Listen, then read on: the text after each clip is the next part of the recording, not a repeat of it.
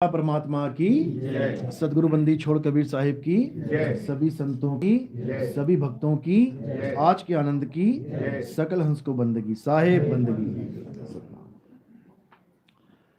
तो परमात्मा की अपार कृपा आज इस क्षेत्र में हुई है। मालिक की अपार कृपा होती है तो कहीं पर भी मूल ज्ञान का प्रचार प्रसार होता है, और उस प्रचार में जो भी भगत आते हैं बहुत बड़े भाग होते हैं उन जीवों के जो अपने पूरे जीवन में एक बार भी सत्संग को सुन पाते हैं। क्योंकि सत्संग तो वो सारी उम्र से सुन ही रहे होते हैं, कोई ना कोई गुरुजी, कोई ना कोई महात्मा, कोई ना कोई संत कुछ ना कुछ बता ही रहा होता है। लेकिन जो असली चीज है वो समझ में आए, वो सुनाई दे, ये बहुत बड़े भागों वाली बात होती है।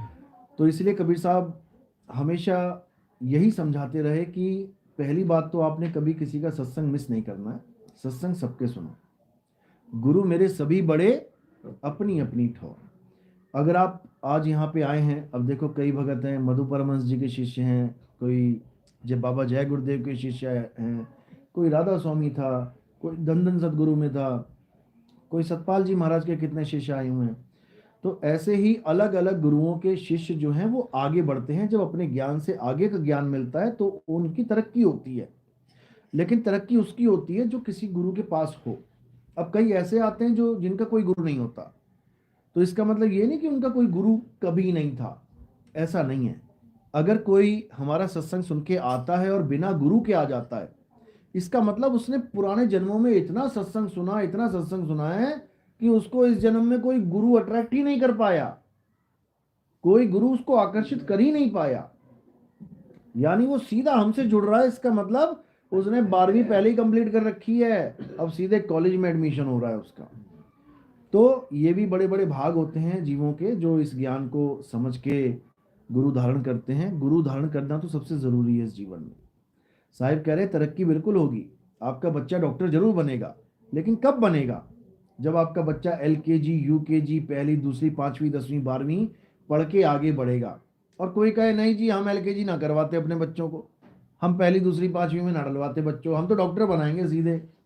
तो उसके लिए कबीर साहब ने बिल्कुल मना किया कि नहीं, गुरु तो सारे धारण करने ही पड़ेंगे आपको, लेकिन फिर भी आपको सच्चे गुरु की पहचान पता होनी चाहिए। जैसे हमने बच्चे को डॉक्टर बनाना है तो हमें पता है ना कि डॉक्टर कहाँ बनाया जाता है, कहाँ बनाते हैं? MBBS कॉलेज में। जिस कॉलेज में MBBS है वहीं पे डॉक्टर बनेगा, बन के निकलेगा। हम कभी ये नहीं सोचते कि 5वीं क्लास में डॉक्टर बन के निकल जाएगा, 7वीं में 10वीं में 12वीं में डॉक्टर बन जाएगा, कभी नहीं। क्योंकि हमें पता है कि वो उसका टारगेट कहाँ पे है, कहाँ पहुंचना है। इसी प्रकार हमें गुरु का भी पता होना चाहिए कि पूरा गुरु मिलना आखिर इसका मतलब क्या है। क्योंकि हर इंसान यही कह रहा है मेरा गुरु पूरा, मेरा गुरु पूरा। अब पूरे का मतलब ही नहीं पता है कि मेरा गुरु पूरा इसका मतलब क्या है। इसका मतलब है ज्ञान आधार से पूरा, यानी मेरे गुरु ने जो मुझे ज्ञान दिया वो पूर्ण ज्ञान दे दिया, वो ज्ञान अधूरा नहीं रहा। और बाकी जो गुरु हैं वो ज्ञान तो दे रहे हैं लेकिन अधूरा। अधूरे ज्ञान और पूरे ज्ञान में जिस दिन फर्क समझ में आ जाएगा उस दिन सारी कहानी समझ में आ जाएगी कि अधूरा क्या होता है, पूरा क्या होता है। तो वाणी समझा रही है कि अपने पूरे गुरु को पहचानो। पहले कैसे पहचानोगे? जब परख करोगे। शब्द विवेकी पारखी सो माथे का मोर, यानी शब्द की परख करोगे विवेक के द्वारा, तब समझ में आएगा गुरु पूरा क्या होता है। उसकी पहचान क्या बताई है? सोई गुरु पूरा कहावे, जो 2 अक्षर का भेद बतावे, एक छुड़ावे एक लखावे, तब प्राणी निज घर को जावे। बिल्कुल क्लियर 2 लाइनों में सारा भेद खोल दिया है कि पूरा गुरु किसी के कहने से नहीं होता कि 5,000 5 लाख 5 करोड़ बंदा कह दे कि मेरा गुरु पूरा है तो वो पूरा ही हो गया। आजकल लोगों को इंटरव्यू दे दे के साबित करवाया जा रहा है कि मेरा गुरु पूरा है, मेरा गुरु पूरा है। पूछो कैसे पूरा है? कहता मेरे कैंसर ठीक हो गया, मेरी किडनी ठीक हो गई, मुझे पेशाब का रोग लगा था वो ठीक हो गया, मुझे ऐसा था वैसा था वो। अरे ये काम तो एक आम डॉक्टर भी कर सकता है। कितने हॉस्पिटल्स हैं जहां पे डॉक्टर के पास जाते हैं लोग और अपना इलाज करवा के वापस आ जाते हैं। इसमें गुरु की क्या जरूरत है? फिर कल को कहने लग जाओगे मेरा टायर पंचर हो गया था, गुरु की दया से पंचर अपने आप ठीक हो गया। तो भैया वो पंचर वालों की दुकानें बंद कर देते हैं, फिर जो गुरु पूर्ण है वो पंचर भी अपने आप लगता रहेगा, कोई वॉल किसी की खिसक गई इधर से वो भी ठीक हो जाएगी, किसी का लेंटर गिरने वाला है वो भी ठीक हो जाएगा, किसी की नाली की पाइप जाम हो गई है वो भी ठीक हो जाएगी। अरे भाई, गुरु का काम ये नहीं होता है। गुरु का काम होता है तुम्हें तुम्हारा सत्य स्वरूप लखा देना। एक छुड़ाए एक लखाए तब प्राणी निज घर को जाए। इतनी सी बात है, लेकिन समझने में पूरा जीवन लग जाता है। अब एक छुड़ाए में क्या छुड़ाना है? जो बाकी गुरु पकड़ा रहे हैं वो छुड़ाए। क्या पकड़ा रहे हैं? कोई जाप पकड़ा रहा है, कोई अजपा जाप पकड़ा रहा है, कोई अनहदनाद पकड़ा रहा है, इसी को छुड़वाना है। कोई कह रहा है सांसों में जाप जपो सोहंग सोहंग, कोई कह रहा कोहंग कोहंग, कोई कह रहा ओहंग ओहंग, कोई कह रहा सतगुरु सतनाम सतगुरु सतनाम। ये सांसों के जाप में सबको फंसा दिया। और साहिब कह रहे हैं जाप मरे अजप्पा मरे। हटा दिया साहिब ने वहां से। जो मंत्रों में फंसा रहे हैं, जपो बेटा राधे राधे राधे राधे राधे, राम राम राम राम, अल्लाह अल्लाह अल्लाह, वाहिगुरु वाहिगुरु, ये सारे अक्षर हैं। ये 52 अक्षर है, जीव का खेल है सारा। वो गुरु इस जीव के द्वारा दुकान सजा के बैठा है अपनी। 52 अक्षरों की दुकान है, आओ 52 अक्षर लेके घर चले जाओ। और कैसे दे पा रहा है? क्योंकि ये जीव है। जिस दिन जीव कट गई उस दिन दुकान खत्म, खेल खत्म हो गया। अब वो ना राम बोल पाए, ना श्याम बोल पाए, ना हनुमान बोल पाए, ना अल्लाह बोल पाए, ना वाहिगुरु बोल पाए। यानी जाप वाला खेल खत्म। क्यों? ये सारे नाम इस जीव के आधार से बोले जा रहे थे। तो साहिब ने कहा 52 अक्षर जीव आधारा और आदि अक्षर जीभ्या से न्यारा। वहां पर जीव का कोई खेल ही नहीं है। वाही को सत सिमरण कहिए। और ये क्या है? असत सिमरण। ये नकली माल है, वो असली माल है। जो 52 से परे है वो असली चीज है, और जो 52 में है वो नकली है। वाही को सत सिमरण कहिए और सिमर सिमर नर उतरो पारा। यानी अब उसका सिमरण करना है जो 52 में नहीं आता। और 52 में कौन नहीं आता? तुम्हारा आत्म स्वरूप। ये 52 में नहीं आता, बाकी सब 52 में आता है। और जो गुरु 52 में उलझा देता है उसी को काल का दूत बोला है कबीर साहब ने। कबीर सागर में जहां पर भी आता है काल का दूत आएगा, काल का दूत आए, ये वही हैं, यही गुरु लोग हैं जो तुम्हें 52 में उलझा रहे हैं। तो कह रहे हैं जो नर पड़े 52 के फेरा, और सो नर जानो काल के चेरा। और जब 52 का टूटे डोरा, सहजे छूटे काल झकोरा। और फिर नहीं आए फिर नहीं जाए, सार शब्द में रहे समाए। जो सच्चा गुरु होगा वो तुम्हें ये नहीं बोलेगा चलो सतलोक चलते हैं, चलो अलग लोग चलते हैं, चलो अगम लोग अनामी लोग चलते हैं। सच्चा गुरु क्या बोलेगा? चल बेटा शब्द में चलते हैं, क्योंकि हमारा ठिकाना शब्द है। सूरत समाए शब्द में। तो जब सूरत शब्द में समाएगी तो ठिकाना क्या हो गया सूरत का? शब्द। जैसे अभी हम कहाँ समाये हुए हैं? इस मकान में समाये हुए हैं, तो ये हमारा ठिकाना है। तो कह रहे रहना नहीं देश बेगाना है, और ये धरती कागज की पुड़िया, बूंद पड़े घुल जाना है। और ये संसार झाड़ी और झाकर, अरे उलझ पुलझ मर जाना है। और कहें कबीर सुनो भाई साधो, सतगुरु नाम ठिकाना है। ये है ठिकाना, सतगुरु का नाम ही ठिकाना है।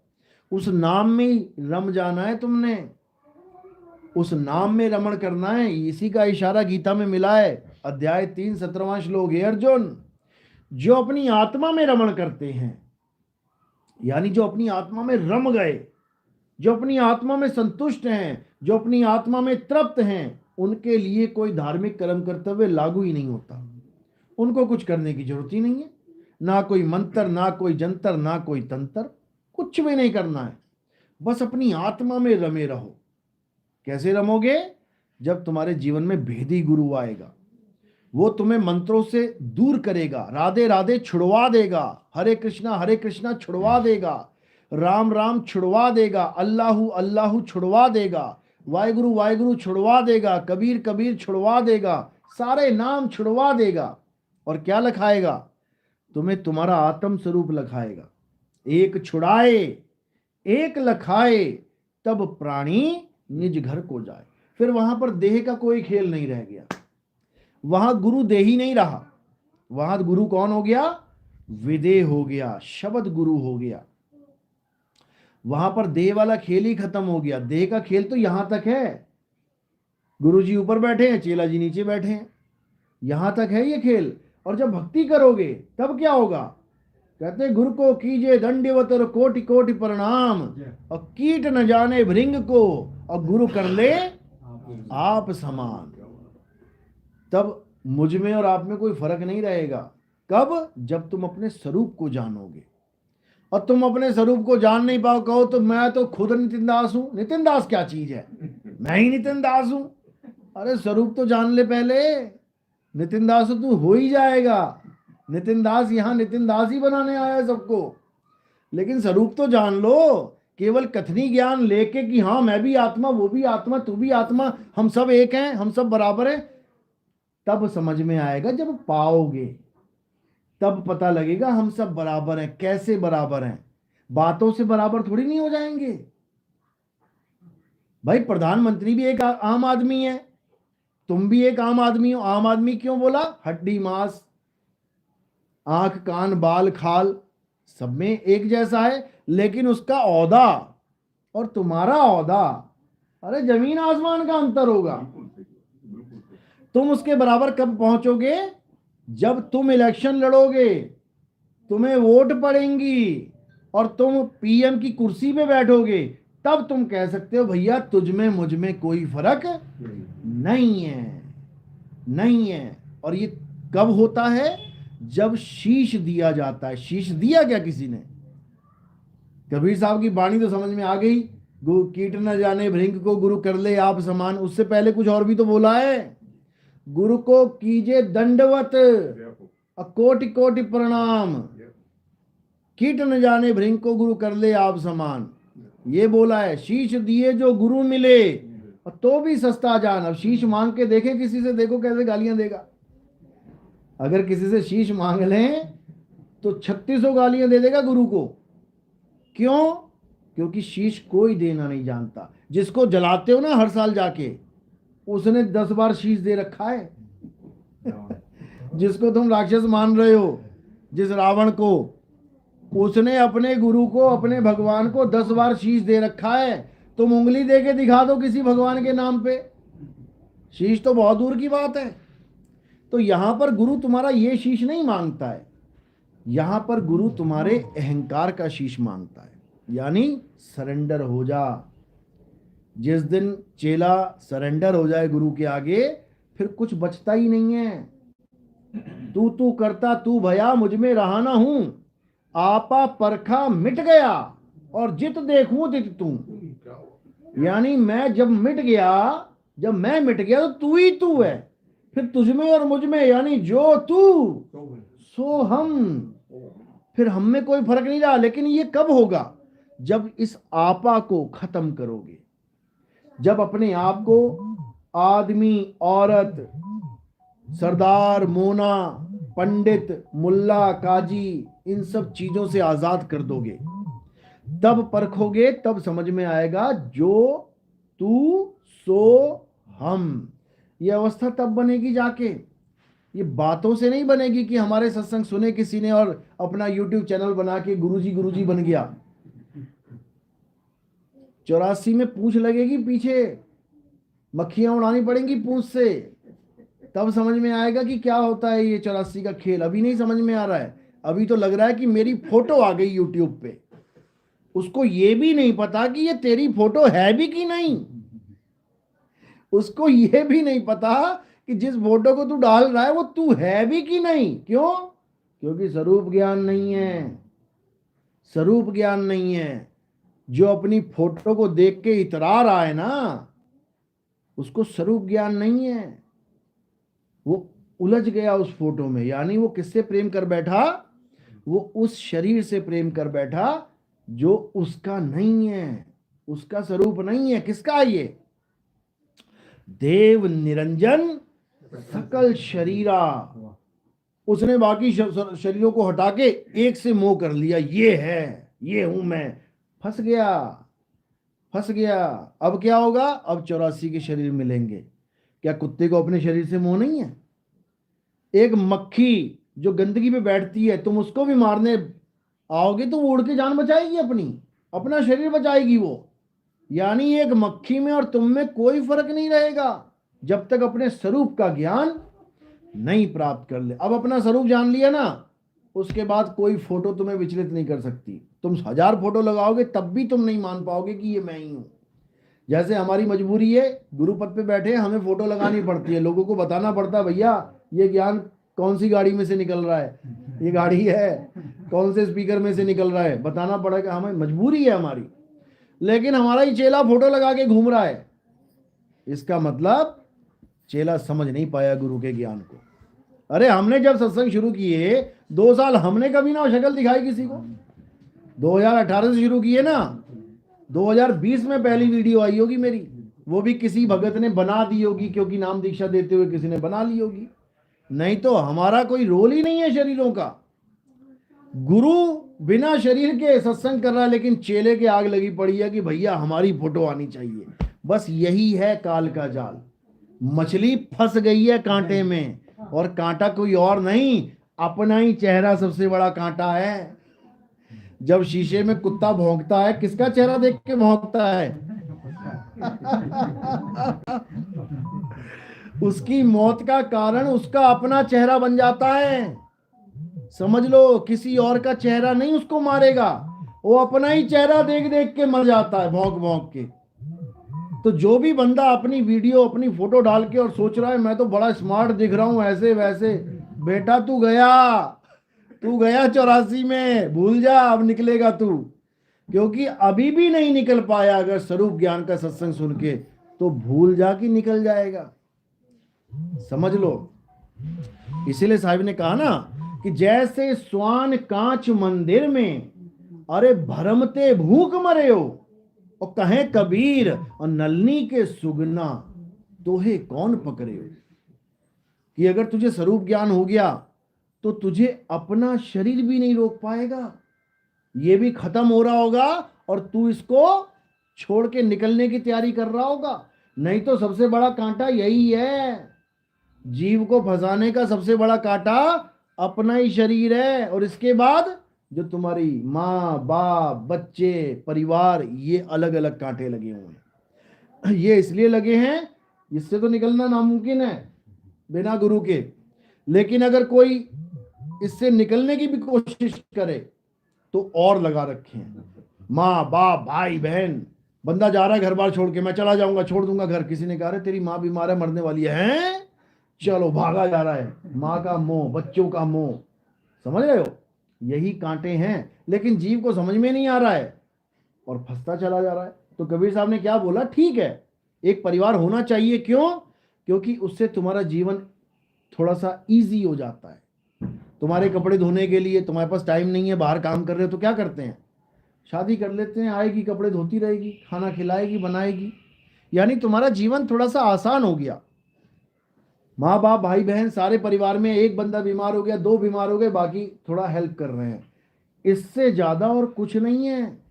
कोई ये मत सोच लेना कि ये मेरी माँ ही है, ये बच्चे मेरे भाई ही हैं, ये मेरी नानी ही है। कोई किसी का भाई नानी मामी कुछ नहीं है, ये सब मालिक के जीव हैं अपने अपने कर्मों के अनुसार। कोई एक परिवार में आ गया, कोई पड़ोस में आ गया परेशान करने के लिए, तुमने परेशान किया था, आ गया पड़ोस में, करता हूं बेटा ठीक तुझे, तो सारा हिसाब किताब अपना पूरा करेगा और उसके बाद निकल लेगा। सेम यही बेटे और बाप का खेल है, एक लेवा एक देवा दूतम, और कोई किसी का पिता ना पूतम। अखबार देख लो, टीवी में देख लो, मोबाइल पे लिख लो कि पिता ने पुत्र का कत्ल किया, तुम्हारे सामने 36 स्टोरियां आ जाएंगी। तुम एक बार यूट्यूब पे लिख दो पुत्र ने पिता का कत्ल किया, फिर देखो तुम्हारे पास लाइन लग जाएगी। तो भैया फिर रिश्ता कहाँ है, कौन सा रिश्ता, कैसा रिश्ता? ये तो कातिल है एक दूसरे के, ये तो कातिल हैं, ये पिता पुत्र कहाँ हैं? लेकिन ये सब होता है केवल माया के कारण। सारे नहीं मार रहे हैं, माया का खेल है, पिछले जन्मों का खेल है, कब किसने क्या किया है। क्योंकि हम तो इस जन्म को देख रहे हैं ना, कोई महात्मा है, कोई साधु है, हम तो इस जन्म में देख रहे हैं ना बचपन से साधु है जी, बहुत बचपन से महात्मा है, पिछले जन्मों में क्या करके आया है तुम सोच भी नहीं सकते। जा रहा है सत्संग में, ट्रक आया, दोनों पैर कुचल गया। अब तुम कह रहे हो यार सारी उम्र हो गई इसको, ये साधु बाबा को भक्ति करते हुए, अरे यार बड़ी दुर्गति होगी इसकी, तो इसके तो दोनों पैर कट गए। क्यों? क्योंकि तुम्हारी बुद्धि केवल इस जन्म तक चल रही है, तुम केवल इस जन्म को देख रहे हो, लेकिन जो प्रकृति है वो जन्मों जन्मों का हिसाब लेके बैठी है। वो देख रही है कि ये पिछले जन्म में क्या था, ये एक राजा था, क्या किया इसने, एक आदमी आया और उसको गलत फैसला करवा के उसके दोनों पैर कटवा दिए। अब बेटा पैर कटवाए हैं तो फिर कटेंगे, बस यही प्रकृति का नियम है, जो करोगे सो भरोगे, समझ लो। और सबसे बड़ी दुविधा यह है कि हमारे धर्म में जितने भी देवी देवता या जितनी भी हम कहानियां सुनते हैं, कोई महाभारत की, कोई रामायण की, ये सब के सब श्रापित हैं, ये श्रापित हैं, श्राप खा खा के आके स्टोरियां बना के गए हैं यहाँ पे। जितने भी तुम देखोगे किसी ना किसी को श्राप जरूर लगा हुआ होगा। आप देखो, खोजो, अगर राम जी का भी जन्म हो रहा है तो श्राप के कारण, सीता जी का जन्म हो रहा है, वनवास हो रहा है, श्राप के कारण, कृष्ण जी के पैर में तीर लग रहा है, श्राप के कारण, भीष्म पितामह को इतने कष्ट झेलने पड़ रहे हैं, श्राप के कारण। अब भीष्म पितामह की स्टोरी सुन लो, लोग कहते हैं भीष्म पितामह बहुत बढ़िया, ऐसे वैसे। अगर उसकी पुराने जन्म की स्टोरी सुनोगे तो बहुत बड़ा धूर्त था वो। धूर्त क्यों बोला है? धूर्त का मतलब होता है जो ये सोचता है कि बेटा हम तो डूबेंगे, सनम तुम्हें भी ले डूबेंगे, समझे? वो ऐसा इंसान था। क्या स्टोरी है उसकी, समझ लो। भीष्म पितामह बहुत भक्ति करी इसने पुरानी जन्मों में, तो इसको क्या औदा, जैसे हम भक्ति करते हैं तो इंद्र का औदा मिल जाता है, इंद्र आगे भक्ति करता है तो महा इंद्र का, ऐसे जितेंद्र गजेंद्र का औदे मिलते हैं। ऐसे ही 8 वसु थे, 8 वसुओं की कहानी पढ़ोगे तो वो भीष्म पितामह भी उसमें है और वो मेन लीडर था। 8 वसुओं में भीष्म पितामह मेन लीडर था। तो क्या हुआ, अपनी 8 वसु घूम रहे थे अपनी बीवियों के साथ। अब जैसे हमारे गांव में कोई आ जाए घूमता हुआ और उसे हमारी कोई मुर्गी या कोई बकरी या कोई भैंस या कोई गाय पसंद आ जाए और वो उसको हमसे बिना पूछे चोरी करके ले जाए, तो हम क्या करेंगे? क्या होगा? गांव में हल्ला मच जा, अरे चोर आ गए, मेरी गाय ले गया चोरी करके, मेरी बकरी ले गया, मुर्गी, पकड़ो मारो इसको। बस वही वाला हाल भीष्म पितामह का था। अच्छे खासे घूम रहे थे, 8 आदमी, 8 वसु, 8 उनकी बीवियां। भीष्म पितामह की जो घरवाली थी उसने ये जिद कर दी कि मुझे ये गाय चाहिए। घूम रहे थे, बड़ी सुंदर गाय थी वहां पे, वशिष्ठ ऋषि की गाय थी। कहती मुझे ये गाय चाहिए। अब उसने तो कह दिया मुझे ये गाय चाहिए, जैसे कोई हमारी घरवाली है, किसी की घरवाली है, उसने कह दिया मुझे ये चीज चाहिए, तो चलो वो तो एक स्त्री है, मन थोड़ा चंचल होता है, कोई चीज देख के एकदम भावुक हो जाती है, मुझे चाहिए चाहिए। जैसे सोने का मृग देख के सीता जी ने कह दिया मुझे ये चाहिए, समझ में आ रहा है? ऐसे ही चलो उस मृग का तो कोई स्वामी नहीं था, वरना राम जी पहले वहां परमिशन लेते, मर्यादा पुरुषोत्तम थे, ऐसे लेके नहीं आते। जंगली मृग था तो पीछे चले गए, लेकिन वो तो गाय बंधी हुई है। वहां पर उस गाय के मालिक से पूछना हक बनता है कि महाराज ये आपकी जो गाय है मेरी पत्नी को बहुत प्रिय है, आप मुझे बताओ कि ये मैं कैसे प्राप्त कर सकता हूं, कितनी कीमत दूं इसकी मैं। ऐसा कुछ नहीं किया। क्या कर दिया? बाकी के जो 7 वसु थे उनको भी साथ में ले लिया, क्योंकि ये कहते हैं ना धूर्त आदमी क्या करता है, जब कोई कांड करने वाला होता है ना तो 2 4 5 को और साथ में ले लेता है कि मैं अकेला क्यों मरूं, ये भी मरेंगे। अपना ग्रुप बड़ा बनाने के चक्कर में ताकि जब सजा मिलेगी तो सब एक साथ डंडे खाएंगे। ऐसे ही शरारती बच्चे भी होते हैं। आप देखोगे क्लास में, स्कूल में क्या होता है, एक शरारती बच्चा क्या करता है, उसको पता है मैं तो पढ़ने के लिए आया ही नहीं हूं, मैं तो शैतान हूं एक नंबर का, वो दूसरों को भी शैतान बनाने लग जाता है। अरे टीचर से क्या डरना, टीचर क्या कर लेगा, मारेंगे टीचर को पकड़ के, अरे टीचर क्या होता है, तो अपनी गैंग बनाना शुरू कर देता है। ऐसे ही भीष्म पितामह ने क्या किया, उन 7 लोगों को भ्रमित कर दिया। ये भ्रमित करते हैं ये लोग, उनका माइंड वॉश कर दिया, चोर बना दिया उनको। चोरी की भीष्म पितामह ने उस गाय की, और बाकी 7 को भी ले लिया साथ में। अब 8 चोरी करके लेके चले गए।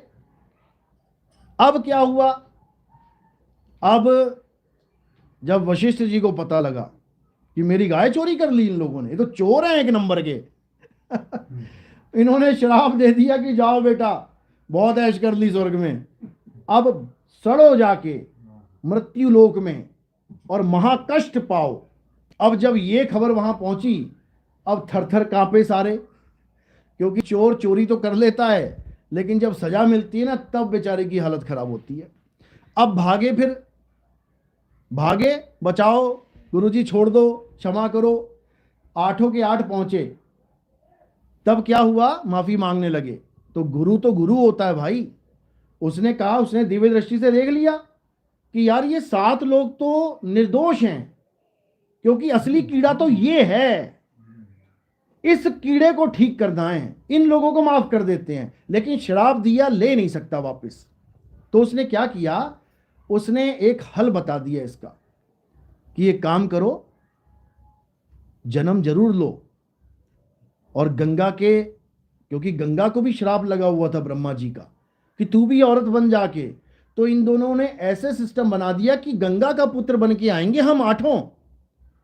और इस श्राप से मुक्ति कैसे मिलेगी कि जैसे ही पैदा होंगे गंगा हमें पानी में डुबो दे, यानी बच्चे को ही गंगा में डुबो देना है, तो उसको महाकष्ट नहीं आएगा। थोड़ी देर के लिए आया, प्राण निकले, चला गया अपने घर। इसीलिए कहते हैं कि गंगा मुक्ति प्रदान करती है। मुक्ति किसको प्रदान कर रही है, अरे पैदा होते ही डुबाओ तब मुक्ति प्रदान हो रही है। जिसको मुक्ति चाहिए, बच्चा पैदा करो, गंगा में डाल दो, मिल गई मुक्ति। कर्म करने के बाद मुक्ति थोड़ी नहीं मिल रही, उसके बाद तो कर्म भोग होता है। तो ये हल उनको पता लग गया कि भाई ये सबसे आसान है। देखो, मरना स्वीकार कर लिया उन लोगों ने, उन 7 ने मरना स्वीकार कर लिया कि हमें जैसे ही पैदा होंगे माताजी हमें डुबो देना, हमारा काम बन जाएगा। तो 7 को तो उन्होंने डुबो दिया, लेकिन 8वें के लिए क्या बोला ऋषि ने, कहता इसको नहीं मौत मिलेगी, इसको मौत भी नहीं देंगे हम।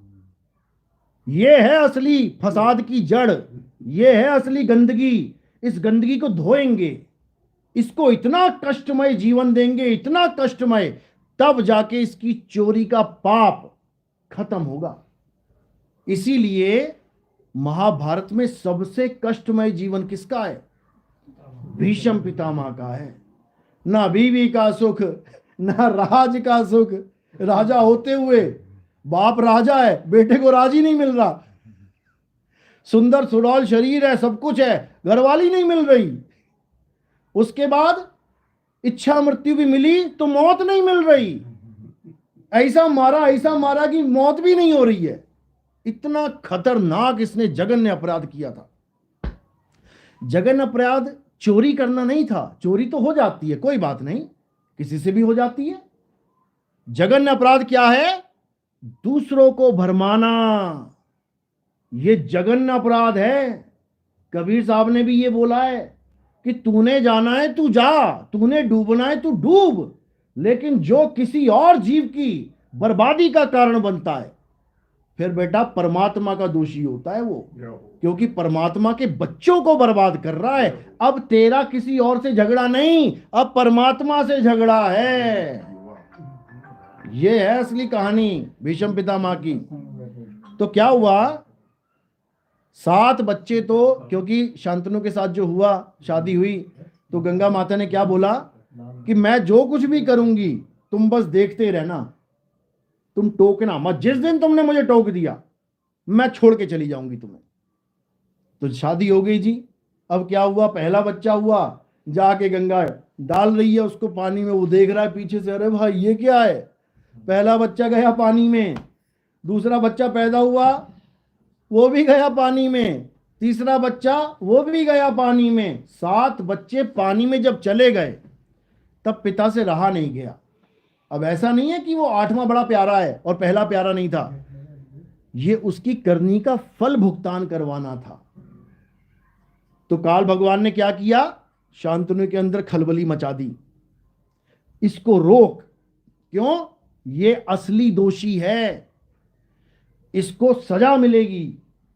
तब उसने जाके गंगा के आगे खड़ा हो गया, कहता भाई ये क्या कर रही है तू, 7 बच्चे डुबो दिए मेरे, इसको नहीं डुबोने दूंगा मैं, बता क्यों डुबो रही है। तो उसने बता के चली गई, तो वो रह गया हाथ में। अब जब बता के चली गई तो पिता ने क्या किया, अब पिता को पता लग गया कि भैया ये तो बहुत खतरनाक खेल हो रहा है, उसको इच्छा मृत्यु का वरदान दे डाला। भीष्म पितामह को उसी के पिता ने इच्छा मृत्यु का वरदान दिया था। वो वरदान भी उसके लिए मुसीबत की जड़ बन गया था, क्योंकि अगर वो वरदान ना होता उसके पास, अगर वो वरदान ना होता उसके पास, तो वो कभी अपने गुरु से जंग नहीं लड़ता। वो अपने गुरु से भिड़ गया इस चक्कर में कि मेरे बाप ने मुझे वरदान दे रखा इच्छा मृत्यु का, ये गुरु क्या करेगा। और वो समझ नहीं पाया कि जिसको तू द्वारिकाधीश द्वारिकाधीश कृष्ण जी कर रहा है, वो उसी का रूप है, वही कृष्ण है, सामने गुरुजी बन के खड़ा है तेरे। जिसको अपने 100 जन्म याद थे, वो ये नहीं याद कर पाया कि ये कौन है। समझ लो, यानी उसका वरदान उसके लिए अभिशाप बन गया, वो अपने गुरु से ही भिड़ गया। अगर उसको ये वरदान ना होता, उसकी हिम्मत नहीं थी कि अपने गुरु से भिड़ता, तो उसका भी फल मिला, उसे गुरु से भिड़ने का भी फल मिला। क्यों, क्योंकि उसने जो 101 जन्म में पहले जिस सांप को फेंका था झाड़ियों में, इस प्रकृति ने 100 जन्म तक उसका कोई हिसाब नहीं दिया, उसको उससे हिसाब नहीं लिया। और 100 छोड़ो, हजारों जन्म उससे लेती ही ना, क्या पता, कई लोग मर जाते हैं पैरों के नीचे आके। लेकिन जब उसने गुरु से पंगा ले लिया और गुरु को हराने के लिए अपने वरदान का गलत यूज करने लग गया, तब उसका हिसाब किताब चालू हो गया, तब उसका हिसाब किताब चालू। अब उससे जो गलतियों से भी गलतियां हुई थी, अब उसका हिसाब देना पड़ा। अब उस सांप का हिसाब ऐसा देना पड़ा कि मार मार के छेद कर दिए उसके, मौत को तरसता रहा कि मौत आ जाए, मौत भी नहीं आएगी। वरदान मिला हुआ है कि जब तक तू खुद नहीं चाहेगा, यानी तू ही अपनी मौत का कारण बन, जो तू अहंकार में डूबा है कि मुझे कोई नहीं मार सकता, बेटा तुझसे ही तुझे मरवाएंगे। ये खतरनाक माया है, ये बड़े बड़ों के हवा निकाल देती है, धुरंधर है ये, समझ लो। मेरे पास एक ऐसी गन है, इस गन के सामने कोई नहीं टिक सकता, बेटा इसी गन से तू अपना कत्ल करेगा। और लोग सोच रहे हैं भीष्म पितामह बहुत बड़ी हस्ती है, अरे वो श्रापित है, श्रापित। और सबसे बड़ा श्राप है कि वो दूसरों को भ्रमित करता है, वो दूसरों के कान भरता है, उसका काम ही यही है कि दूसरों को बेवकूफ बनाना और दूसरों को दोजक में पापी बना के खड़ा कर देना, यही उसका काम है।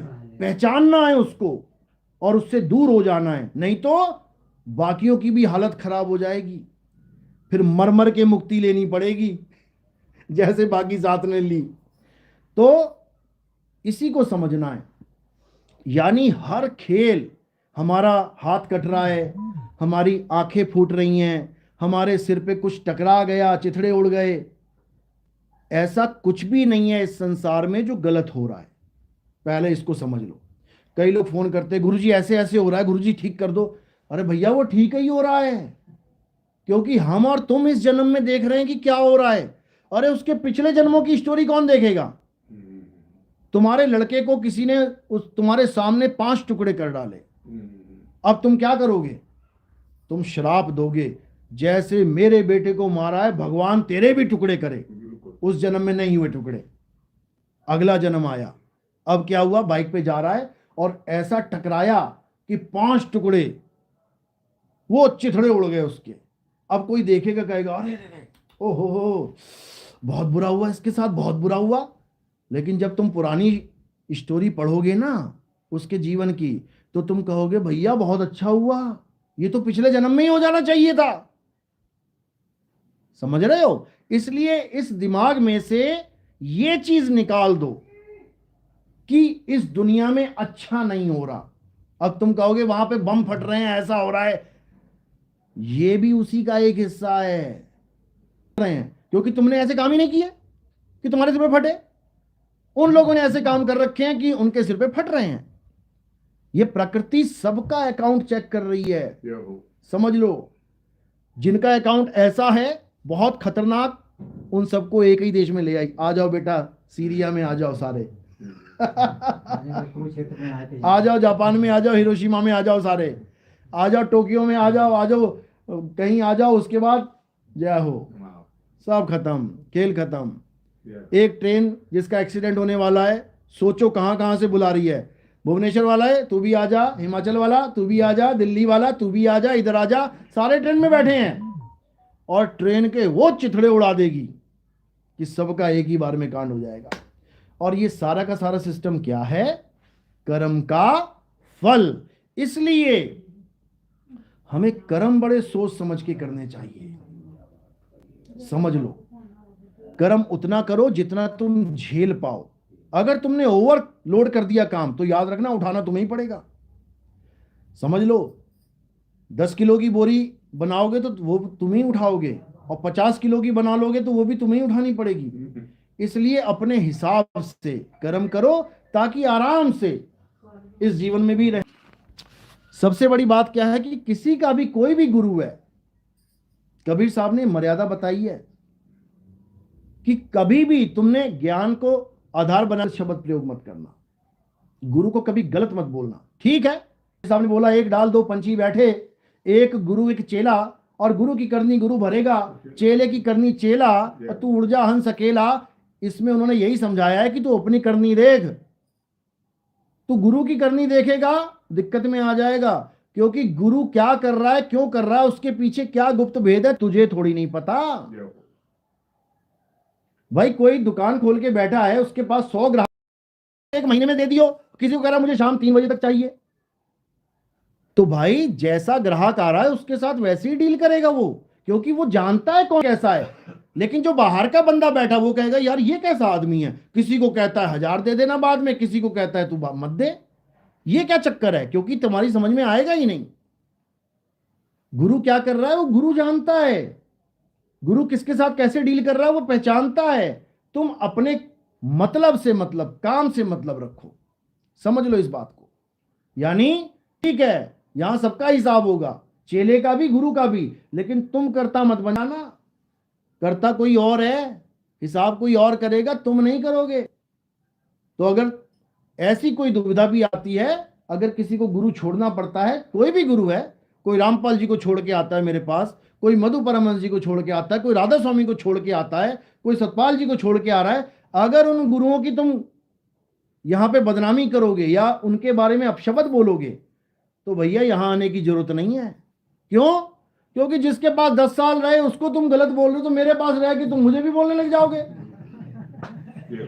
समझो भाई, जो 10 साल तक तुम्हारा गुरु रहा, तुमने उसको नहीं बख्शा, तो तुम 1 साल में मुझे बख्शोगे क्या? ऐसे लोगों को हमारे एंट्री ही नहीं है, समझ लो। गुरु को कीजिए दंडवत, चाहे वो कैसा भी गुरु है, पहले दंडवत करो उसको। यानी जिससे तुमने कुछ भी ज्ञान लिया है, अरे उस ज्ञान की तो लाज रख लो, उस ज्ञान की तो लाज रख लो। इतना भी लोग नहीं समझते हैं, और गुरु के बारे में आते हैं फोन कईयों के ऐसे वैसे। अरे ठीक है, ऐसे वैसे जो उसने किया, वो बैठा है ना जेल में, तू क्यों अपने सिर पे भार ले रहा है भाई? तू बता तूने क्या किया, तू अपना चिट्ठा खोल, बचपन से लेके आज तक तूने क्या गलत काम किए, तू रख मेरे सामने, एक भी चेला नहीं रखेगा।